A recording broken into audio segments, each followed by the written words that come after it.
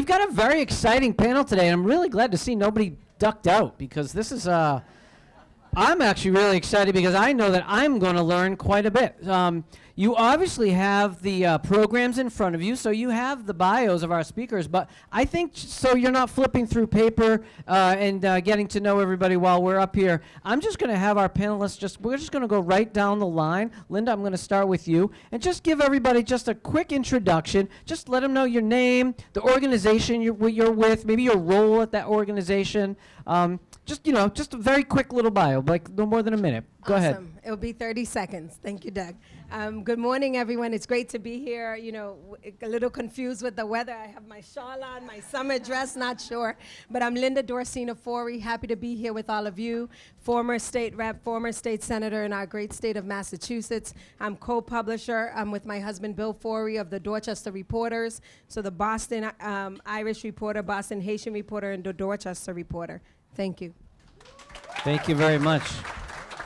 All right. That's great. Alberto. That was great. My name is Alberto Vasallo from El Mundo Boston. El Mundo Boston's been around since 1972. I did 27 years at Channel 7, Urban Update. And currently, obviously still with El Mundo and the Red Sox, but we do this morning show, which I have a date with over 4,000 immigrants every morning at 7 in the morning, and they tune in. It's a Spanish language show that we actually geared towards the immigrant community of Greater Massachusetts, of Greater Boston. Thank you so much, Alberto. And I see one of the listeners over there from Stop and Compare. I was actually talking about their supermarket today, and she chimed in. So a shout out to Compare Supermarket. Yes, absolutely. Thank you so much, Alberto. La Hora del Café. If you guys haven't seen it yet, you got to check it out. Christina. Hi, everybody. I'm Christina Silva. I'm originally from Miami, and I've been here since January, so I'm very eager to meet everyone and learn more about the community. So please email me, send me your story ideas. I am the managing editor at the Boston Globe. That means I oversee the business desk, the Metro desk, breaking news, and then all of New England, so our Rhode Island and New Hampshire offices as well. So I'm very excited to be here, and what a great celebration. Thank you, Christina. Christina, is it just this past January, Christina? Just this past? I feel like you've been here longer than that, no? I'm loving the weather. Wow. We have Christina to thank for this Miami weather. It's going to get worse, I'm sorry to tell you. It's not going to stay like this, so enjoy it while you can. And last but certainly not least, Shannon Dooling. Good morning, everyone. I'm very happy to be here. My name is Shannon Dooling. I spent about a decade as a full-time reporter at WBUR, the NPR station here in Boston, covering immigration, criminal justice, a few other topics, before transitioning over to the investigative team and sort of broadening my scope. I'm currently teaching at Boston University, so helping to sort of cultivate the next generation of journalists. Really happy to be here and be a part of the conversation. Thanks. Thank you so much, that's great. There's absolutely a running theme between education, voices, elevating voices, raising our voices. There's an old saying in the media that the media's role is to comfort the afflicted and afflict the comfortable. Now is a time for a little bit of both, I think. Certainly in our business across multimedia, whether it's television, radio, newspapers, online, we have a job. We have a job to do. I mean, we've had a job to do before. This week changes it just a little bit. So my first question and what we're going to talk about this morning is the media's role in raising voices, in elevating voices, in telling stories. Sometimes the stories are positive and uplifting. Sometimes the stories are bringing down bad people. But we have a role, and it's an important one, and I want to make sure that we help you understand what our role is, help you understand how you can help us do our role. I think everyone here agrees we can't do our role without folks in the community. And so that's my first question. And anybody can start, but what next? Here we are. What are you thinking about? What are you concerned about? What are your organizations doing right now? What are you telling your staffs? What's the mission this week compared to a week or more ago? I can start. Well, just for those of you who might not understand how the media works, I would like to say for the mainstream news organizations, we really try to not take a position politically. We try to be objective and inclusive and cover different political viewpoints, different ethnic and racial groups, different classes, different religious perspectives, etc. So we do not have a mandate now that the election results are in. We're going to do the same great work we've always done. I will say my personal mandate as a Latina in newsroom, and there are very few Latinos in newsrooms, is just to continue to push for more diversity. This week you're seeing all this surprise about how the Latino vote went, for example. Before, those of us from the Latino community, many of us were not surprised at all. We've seen this in Texas, in California, in Florida, in Pennsylvania, in New York City, right? Latinos have diverse interests. Even the immigrant community, a lot of times the media portrays them as recent arrivals. They're immigrants who have been here for 20, 30 years, and some of them became citizens, and some of them decided not to become citizens. I am the children of immigrants. Some people in my family are citizens, some are not, and you know, some have very diverse political opinions. And so for me, the biggest thing that we need to do in the media is to continue to push for more diversity and inclusion, for more understanding of different viewpoints. Very few newsrooms have people who speak Haitian Creole, for example. Many immigration stories are still filtered through Mexico or Central America, when we know that there are more and more immigrants arriving from China, there are more and more people arriving from the Middle East. And so to me, the biggest imperative is to fully understand all of the communities that are arriving to the United States, all of the communities who have been here for a long time, and to just do better. Well said. Alberto? Yeah. First of all, what you said was excellent about the different roles and the different media, because obviously the Boston Business Journal is going to have a different audience than La Hora del Café and El Mundo for 50 years. But so thanks for that. But to piggyback on what you just said is, I have a news flash for non-immigrant and non-Latinos. The winning of Donald Trump 2 days ago was not a surprise to many in not just the Latino community, but the immigrant community. If you really, and you're nodding, right? It is not a surprise. I see Vivian nodding over there. Dedicated an entire week to this, and we saw it coming, okay? Immigrants are very diverse in their ideology. They come from different countries. They come from different backgrounds. A Cuban, a Nicaraguan, and a Venezuelan are going to be, by almost definition, completely more conservative than other groups. They come here for different stories. If you follow geopolitics, you'll see that some of the more popular Latin American leaders, who some of them have a 90% approval rate, endorsed Donald Trump, okay? So when you talk about immigrants, please keep in mind that, and you said it too, obviously the different countries, different backgrounds, but very, very diverse. But the beautiful thing, the one thing, and I heard this last week at an event at GBH, that I could say across, whether you're from Pakistan, from any country, from Latin America, is there is something that Americans have forgotten or aren't aware of. We're all worried about, sometimes concerned, or sometimes encouraged by how much immigrants change America, right? What the change is. But what we never talk about is the amazing way America changes immigrants. And that's what you guys are showing today. Immigrants want to learn English. Many want to learn more about American culture. And they fully understand that their kids are American. Their kids aren't going back to their home countries. So in this GBH panel, RaceWires, who interviewed 5,000 immigrants from all over, said that most immigrants who've been in the United States for more than 5 years, when they go back home, they don't feel that that's their home anymore. They come back to America and say, this is my home now. I feel a little different when I go back. And this is, he said, whether you're from Pakistan or from Medellin, Colombia. Thank you, Alberto. Linda, you have a different audience. I do. So one of the things that's great about this panel is we all have different audiences. We all are speaking to different communities. Linda, We talk a are. little So about I will your- say for us, you know, at the Dorchester Reporter, in terms of the election, it really does not have an impact on us because we're doubling down on our mission, right? And what is our mission? It's hyper-local. It's focusing on Dorchester, Mattapan, Hyde Park, the communities and the neighborhoods that's in our great city. So for us, it's doubling down, making sure that we're lifting up these stories, these incredible stories of people who have come here, right, in search of opportunity in better places, and right here to our great country. And even though we look different, we speak different, I'm first generation American, and I know someone said, you know, I was born here, but my parents are from Haiti, right? But the thing we have to work on, and I would say that all of us collectively, even though Latino, you know, everyone, we're not monolithic one, yes, we know that, but it's for us to remember, right? You may not be an immigrant today, but 30 years ago, 50 years ago, your grandparents came here. Your great-grandparents came here. And how do we make that connection with people? So folks understand when they talk about new arrivals and people are like, oh, wow, immigrants. Oh, wow, what is this? We don't know. What do you mean we don't know? This is America. We know what immigrants mean, right? We know when people come here to our great shores in search of opportunity, because your parents did it too.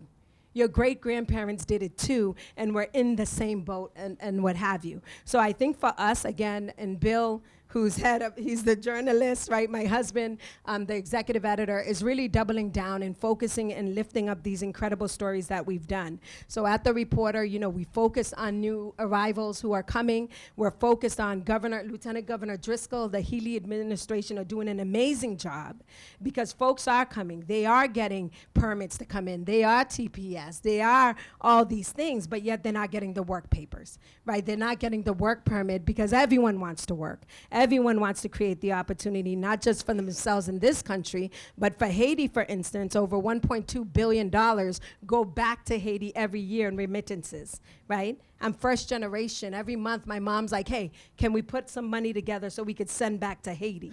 So the impact that our folks have here is working, contributing to the economy, but how do we make sure that our federal government kicks in and picks up? And this is where the administration's done a great job, and we will continue to do that, to uplift and elevate and highlight the amazing immigrants that make up our great city and our great state. Thank you so much.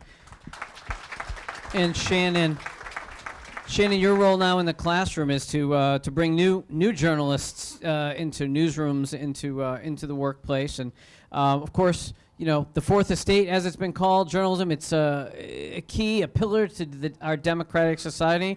During the first Trump administration, we were also known as the enemy of the state, I believe he called us. So, how are you thinking about bringing in new and rising journalists to navigate, you know, what is going to be 4 years of a little, you know, it's going to look different, and what do you tell them in terms of keeping their true north? Yeah, it's something we happened to have a faculty meeting yesterday for our journalism department, and Brian McGrory, former executive editor of the Globe, is now our fearless leader over there at BU's journalism department, and we sort of just talked for the first, I'd say, half an hour, 45 minutes among the faculty, talked about the fact that students had already come to us feeling the weight of the moment, and we shared our thoughts around that. I think for young journalists, we have to remember that we're training them to be a part of an industry that is both crucially important and not at the level of trust and esteem that it once was. And so, you know, for starters, for the younger journalists and folks who are still students and learning this craft, we're giving them some space. Particularly students who are impacted by this on a personal, familial level, right? Take the time you need to process this moment. And then use these feelings as fuel to do the work that we know is ahead of us, right? And so I think that the basic tenets of journalism are not going to change. We listen first and foremost. That is one of the things that I talk most about in my classes is what does it mean to be a good and engaged listener? Not to wait for somebody to finish talking so that you can then ask your next question, but to listen. And the power of listening, I think, is something that as a nation we've lost, right? And so I personally try to reinforce that, right? Accuracy, fairness, context. Context really matters.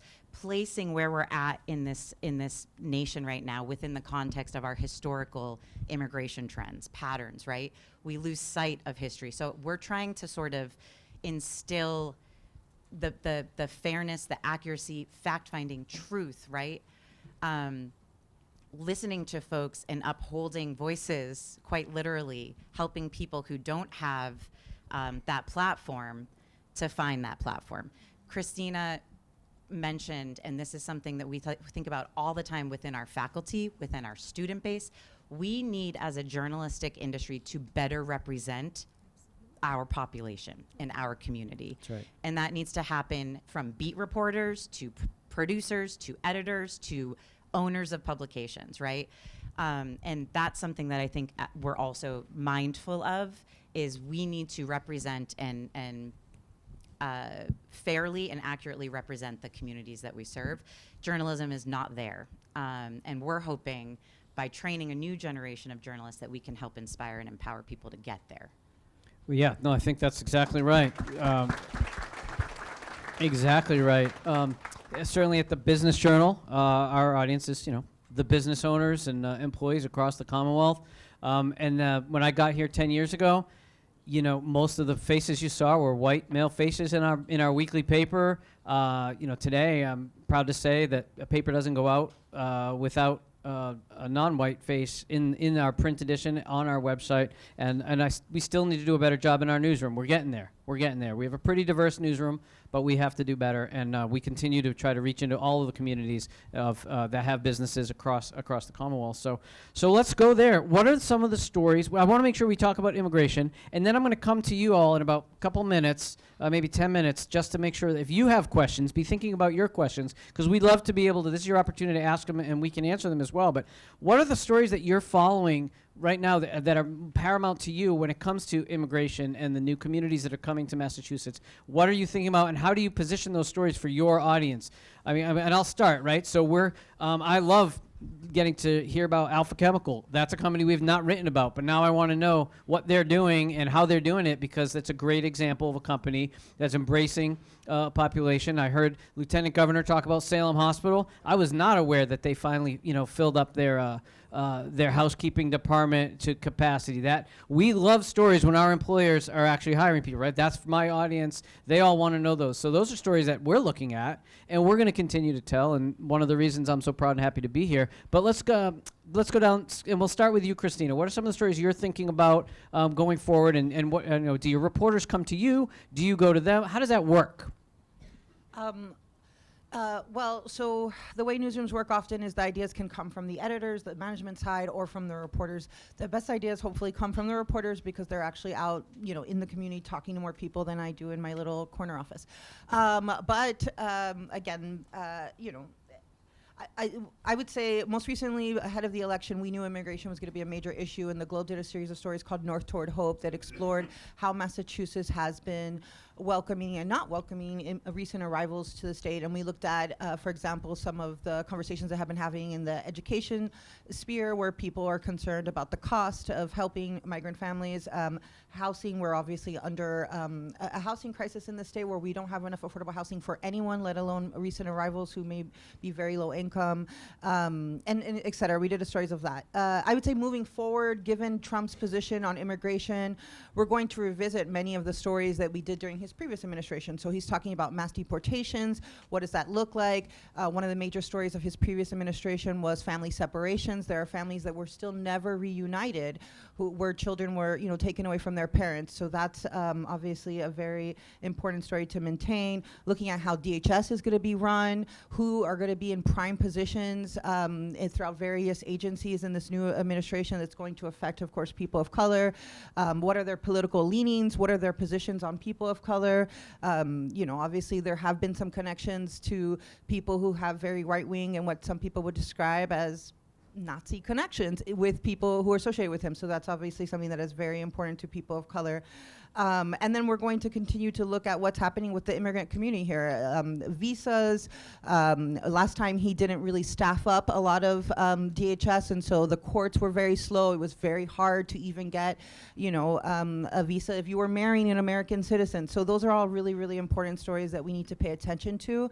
And then, like everyone has said, we also need to look at the long-term immigrant community, people who, there are people who are worried about when the GOP talks about the threat of socialism or communism. There are people who are worried about violence in their neighborhoods that they are associating with recent arrivals in gangs. We have to fact check everything. We have to verify everything. And I take our work very seriously.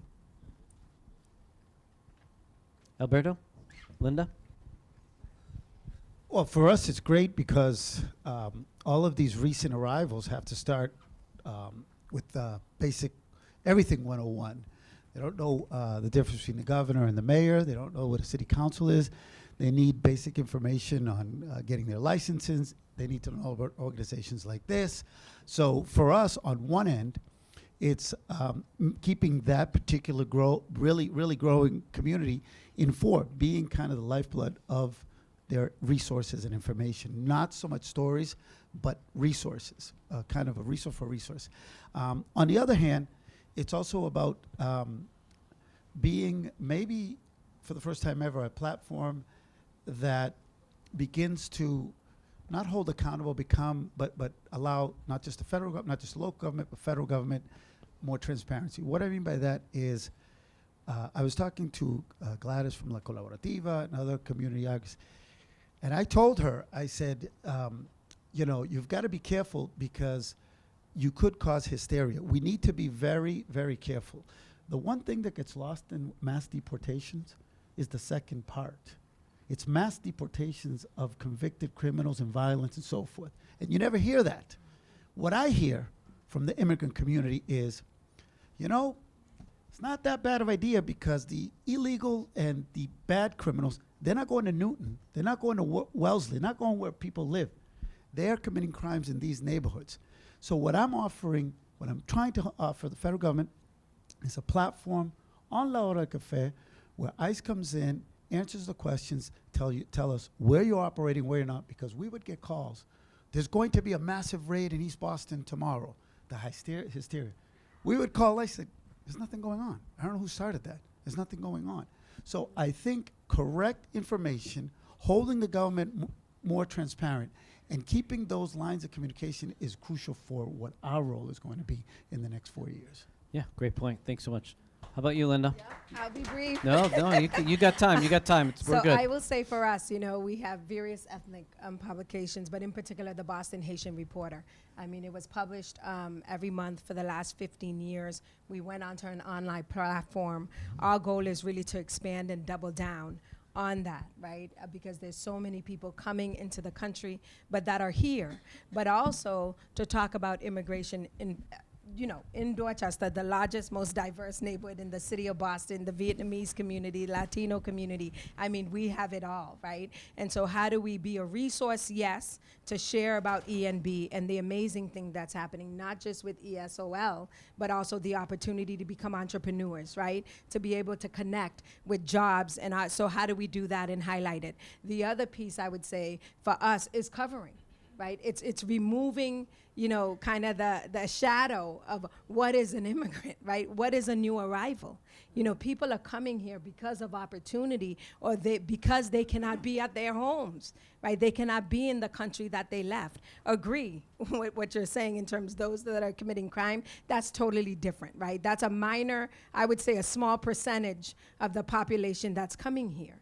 But how do we really do the work? And this is what's happening that ENB is doing every day. But we have more to do, right? It's how do we connect people to the services? How do we make sure we're supporting our government leaders? When you think of the Healy and Driscoll administration, that's going up and up with our federal government to say, where are the work permits? You know, these folks aren't here without papers. Some are, yes. But there are some that are here legally because they have papers to come in here, and we're not allowing them to work. So that's a problem because that's going to be a drain on the system, right? But if we could give people their work permits, then they're able to bring in resources for themselves and their families. Then they could try to find affordable housing or housing affordability. And so it's really highlighting and elevating that these are the immigrant stories. And by the way, it's not just black and brown people that are here that are undocumented, okay? Very, very important.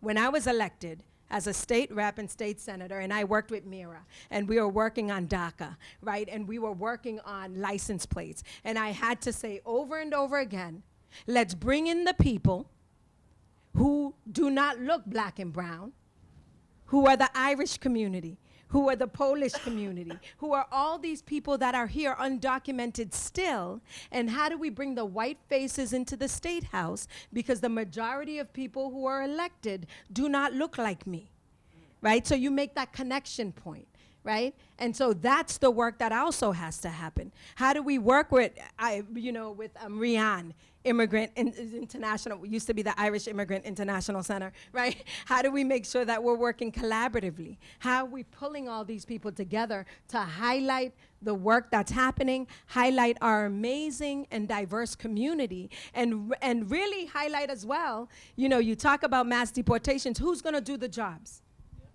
I mean, seriously. I mean, let's talk about Texas and all that, right? Americans are not farming, and that's the truth. I mean, I'm not saying anything new. We're not the farmers, because farmers have it forever. Like even here in Massachusetts, in the Berkshires, you know, in western part of the Mass, there are amazing farms. But their children, wonderful for those, right? You come to this country, but these are Americans who had farms, their generation of farms, but their kids went on to college. Their kids became, you know, went into engineering, went into becoming a doctor and a lawyer. And so that child is not coming back to run the farm, right? So these are all the dynamics that are happening. But know that we just have to double down. Yesterday we took a deep breath. Today we take another deep breath. But now it's about the work and really being forward about it and speaking out about it and elevating organizations like this and our elected officials who are going to be in the battleground come January, okay, who are going to be in it. And to say, we support you, we're going to mobilize, and it's important that we really put together the strategy, and it's not waiting. Can't wait for a strategy, everyone, right? Can't wait 4 years for a strategy. Thank you so much. Okay? Yeah, Thank that was good. Thank you. That was great. I want to make sure we have enough time to hear from you. I have one question, Shannon. Well, yeah, one more thing. I just wanted to add one thing to what Linda said, which is that the sort of racial breakdown of immigrants, what we know, what we can quantify, right? What statistics are available to us. As part of some research I'm doing with a colleague at the School of Law at Boston University, we're suing ICE right now actually for some public records to look at how race factors into detention of immigrants. So what is the you know, per capita presence of immigrants from Haiti, from Central America, from South America, from anywhere in the Middle East, versus how are they represented in detention, right? And so it's been a slog because obviously they don't want us to have that data, and or the data exists in a very messy way, which is probably a little bit of both. But we're working on pulling all of that together, so hopefully we can get some insight into some of those numbers. That's great. Yeah, there's a lot of good work being done by a lot of different media, not just even the ones on the stage here. And I'm looking forward to seeing and hearing more of it. All right, because I don't want to run out of time and I want to hear your voices. Who has a question for our panel? She shut that hand right up, boy. She is ready for us. We have people with microphones. You don't need to come up. They'll come right to you. So we've got folks with microphones. Keep it nice and close. Let's hear your question. Yes, for all of you who are both in journalism and the news media, one of the things that happened when we got the internet, a lot of people got fired, and I think some of them are responsible for the fact that articles in newspapers are now running pages rather than having editors who put it down into how many column inches do you get. And we have Twitter, which used to make people say everything in 270 characters. If you want to reach these people, especially those who don't speak much English, what can you do to make these articles more accurate, more succinct? And in the schools, every one of you must know people who have kids in the schools. When the budget cuts come, they're cutting the librarians. Yeah, And if great you point. want people to learn how to read your newspapers and separate what you do from the other stuff they get, we need trained librarians. Great point. Yeah, so certainly media literacy is a major issue. There is absolutely no doubt. I believe the number of reporters in newsrooms is down by more than half since the year 2000. We've lost more than half of the people in our newsrooms. The number of PR people is 9 to 1. The PR people to journalists these days. So there's a lot of spin in the world. Social media is both a benefit and a bane to most of us, and it's a complex world. And media literacy, I don't know if it's at an all-time low, but it sure ain't high. So, great question. How do we respond? Shannon, I'll start with you. Okay, so I have a colleague who teaches a course on mis and disinformation, and she taught that course yesterday, and I was like, good luck. Can I sit in and audit this course? I don't even know where you begin. But, one thing that and I'm not probably going to answer your question directly, but I'm going to answer something, my response, I guess, would be that no, I don't think, especially among younger consumers of information, I don't think that they understand what a journalist does. And I don't think that, I for sure don't think that they respect, if you don't understand it, why would you respect the information we're putting out? So I think at a very basic level, there needs to be some sort of, I don't know, what comes to mind is like democratization of journalism. I don't know, or we just need to train people better to understand what our training is, right? There is someone who might own a platform that used to be called Twitter. Earlier, I think yesterday or today, I saw somebody post this, tweeted something along the lines of, if only we need to get our information from experts who are on the ground observing things happening in real life. And someone reposted this and said, you mean like journalists? And I don't know how we bridge that disconnect, but we're trying to figure it out in an educational space anyway. Yeah, and it's hard to respond 'cause she asked one big question and about 4 questions within that question. Yeah. We could have a whole panel just on the topics you raised for sure. Anybody else want to respond?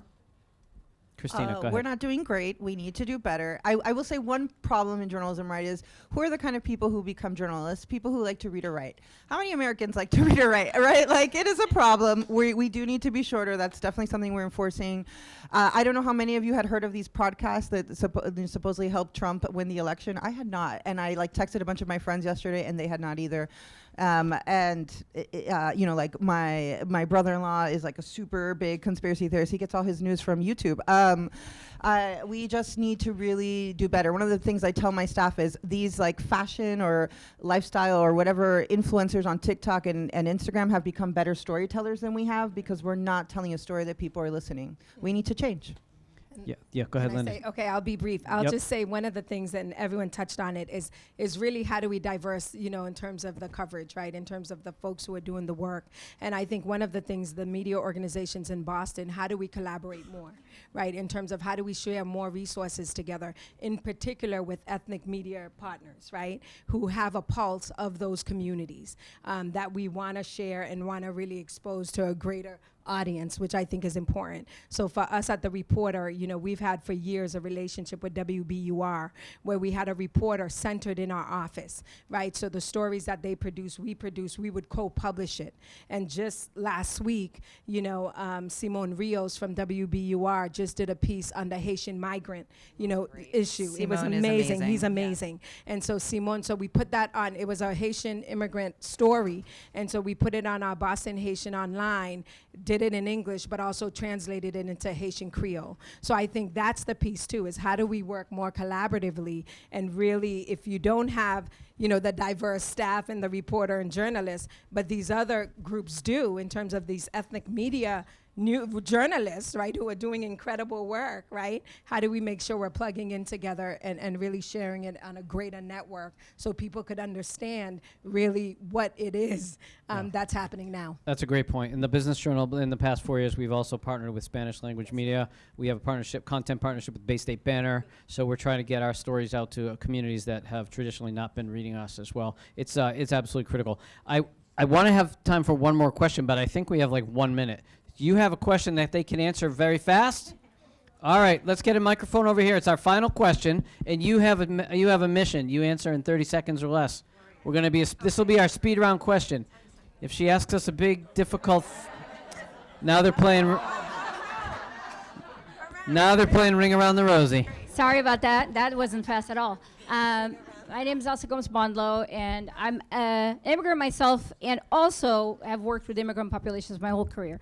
One of the things that you talked about is about the trust that people have lost in the media, and I think trust is as much earned and as it's given, right? And you said right now the social media, there's people that are more trustworthy as influencers than the media. One of the things I wanted to ask you is around semantics. I think the media, we can talk about the fourth estate and the power that the media has, especially at a time like this where democracy was definitely on the ballot. But I also think that the media has to do some self-reflection after this to really realize the power they could have had and harnessed during this election. Specific question is around, for example, the semantics around the migrant crisis, for example. I've been in meetings with all social services organizations that work with migrants, and this migrant crisis term, which is a housing crisis that already existed before people got here, and if these migrants were blonde from Europe, they would not be being called a crisis just at entry, right? Yep. So we all know that. I would just love to know, what are you doing in your newsrooms to combat some of this language and narrative that's very demeaning? Yeah, and it's a great question. deplorable. So she said she used the term semantics. Word choice is powerful. Very quickly, what are we doing? It's really, really hard. Like I would say 10 years ago, we chose as an industry to stop using illegal immigrant, and now we use undocumented. How many people in the country are mad at us for not using illegal immigrant and for using undocumented? We use they, them. I'm just saying, right? I think it's the similar problem that the Democrats have, right? When you're trying to go down the middle and appeal to people on both sides, that really doesn't resonate with many people. And so, if the media is saying the mainstream media is saying, okay, we are trying to not be political, but we're going to take the position that we do, defend that Black Lives Matter, that gay rights matter, that women matter. Those are very political hot button issues in the United States. A couple years ago we were talking about, do we use pregnant people versus women? Like every single word that we do debate furiously within our newsrooms. But the reality is we're not going to make everyone happy, and a lot of people don't like us. Yeah, it is tough, and it is discussed in our newsroom all the time as well. So does anybody have anything else to add to that? I think we're out of time. I just want to thank everybody. Claudia, do you want to come up here and sort of have a final word? Everybody, will you just join me in thanking this panel? Absolutely fantastic. Thank you for your insights. We've learned a lot today. And Claudia, with that, we hand it back to you. Literally. Thank you so much. This was like beyond my wildest dreams. It was really great to have you all here.